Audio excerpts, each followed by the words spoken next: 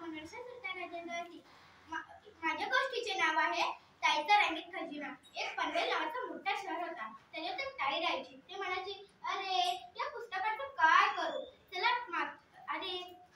या पुस्तकांना रद्दीवाल्याकडे देऊन येऊ। ती गेली, पुस्तक एका बॅगेत भरला आणि ती जात होती। तर बघितलं, अरे आवाज येत आहे, चला जाऊन बघूया। मग ती गेली तर बघितलं इथं मुलं राहतात, त्यांना काय शिकायला येत नाही, कपडे पण सगळे घाण झालेले, कुठं पण राहतात, कचऱ्यामध्ये खेळतात, कसं करायचं आता? मग ते सगळी ताईला बघू लागली, अरे ही मुलगी सगळे घाबरले, सगळे एका चौकात लावून लपून बसले। ती ताई म्हणाली, चला ना यांना शिकवूया, हे पण मुलंच आहे। तर ताई म्हणाली, इथे या। मग ते सगळे असे तिच्याकडे गेले, म्हणाले काय झालं? ती म्हणली, मी तुम्हाला आजपासून शिकवणार, दररोज सकाळी 10 वाजता येणार आणि तुम्ही माझ्या बरोबर बसायचं आणि जे मी शिकवणार ते शिकायचं। मग ताई शिकवू लागली, एक पुस्तक खोललं, कविता वाचवली, कविता पाठ करली, सगळे खूप छान शिकले।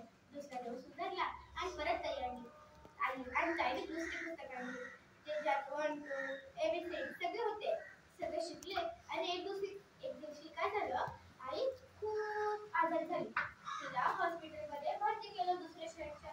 मग ती म्हणाली, अरे ताई का नाही येते, ताई का नाही येते, ताई का नाही येते, ताई का नाही येते, असं त्यांना भीती वाटली, ताई का नाही येते, ताईला काय झालं का, ताईला काय झालं का, एक दुसऱ्यांना बघू लागले। मग ते म्हणाले, चला आपणच जाऊया।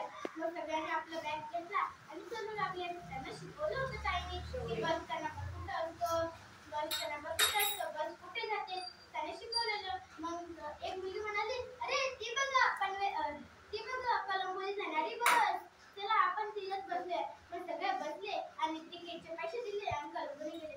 ते कलंबोली आले, म्हणाले, अरे ताई कुठे आहे, ताई कुठे आहे, शोधू लागले आणि एका खिडकीला ताईची ओढणी लटकत होती।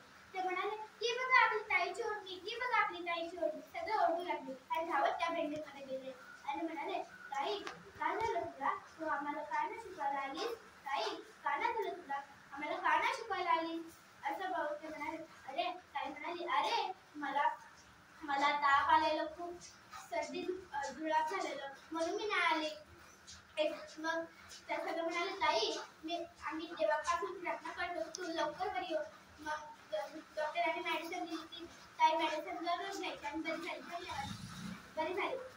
आणि ती परत त्याने शिकू लागली, धन्यवाद। आपण कोणाची मदत